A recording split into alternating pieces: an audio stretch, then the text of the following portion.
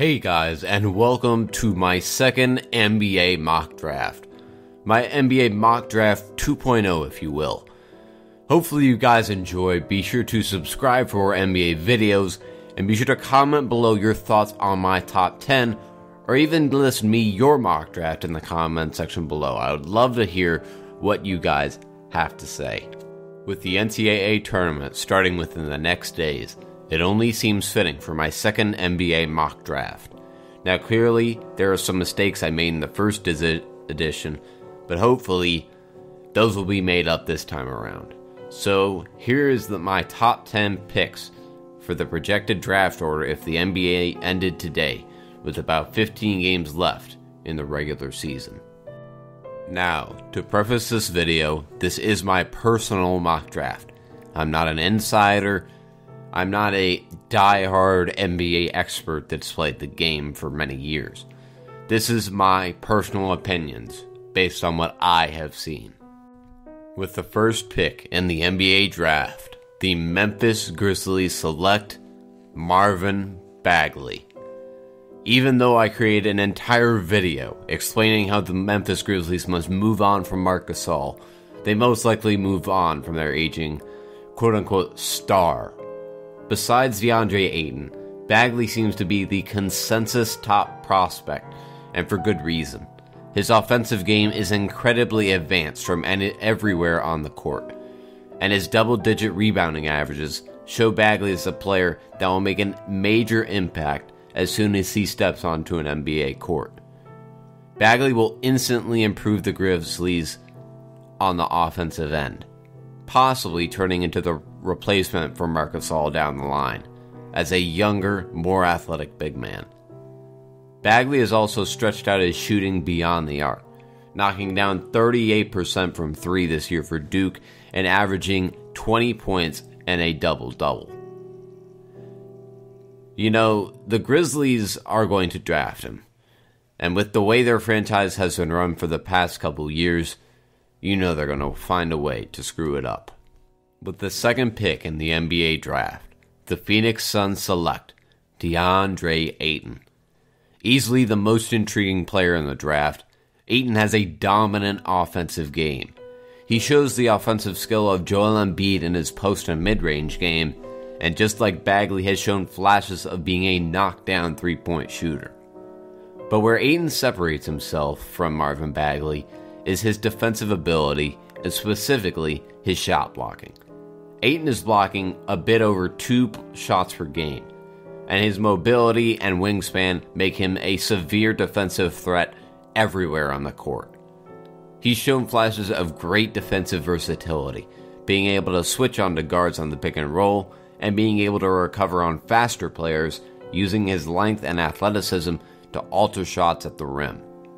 There are essentially no faults in DeAndre Ayton's game, and the possibility of pairing him with a young star in Devin Booker will make the Phoenix Suns a team to watch for in the next 5 years.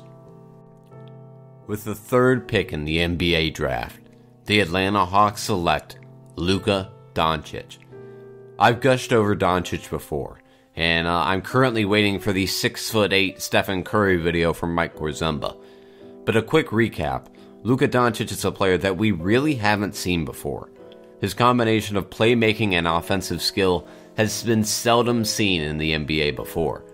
And for those wondering about his level of competition not playing in the NCAA, Doncic has been dominating the second most competitive basketball league in the world, only to the NBA, and averages 15 points, 5 rebounds, and 6 assists on a top-tier Barcelona team.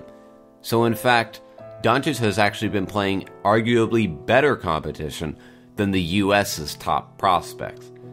Doncic's defense has come into question before, but his incredible height and length, along with his offensive game, has the potential to revolutionize the NBA in the shift to taller guards, just like Giannis Antetokounmpo and LeBron.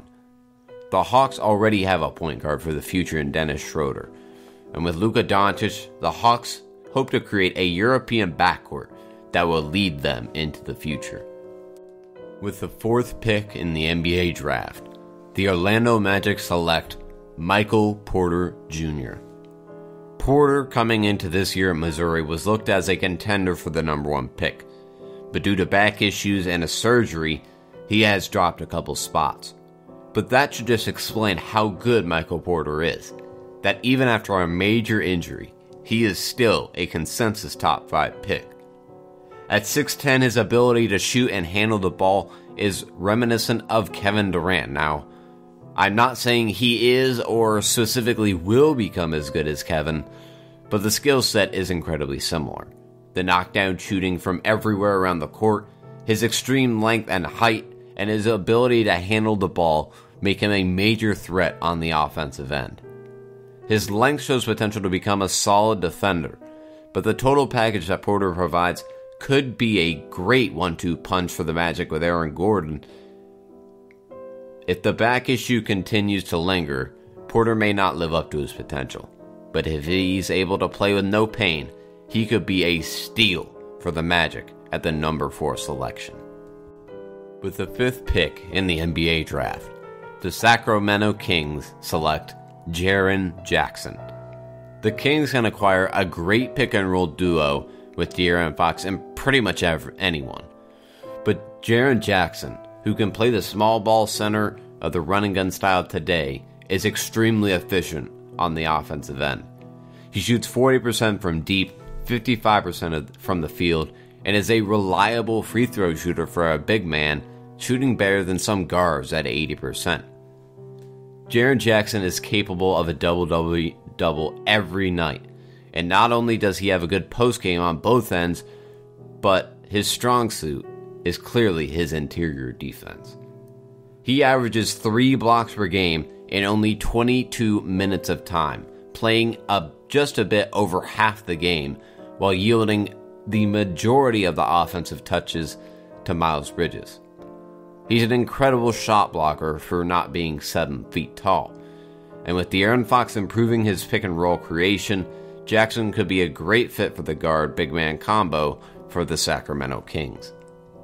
With the 6th pick in the NBA draft, the Cleveland Cavaliers from the Nets pick select Mohamed Bamba.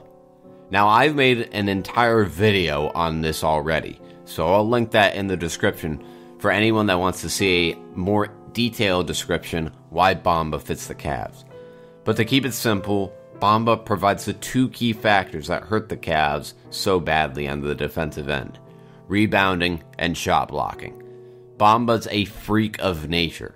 His wingspan and standing reach are some of the longest ever recorded in the NBA, which leads to Bamba's insane defensive stats of nearly 4 blocks and 2 steals a game.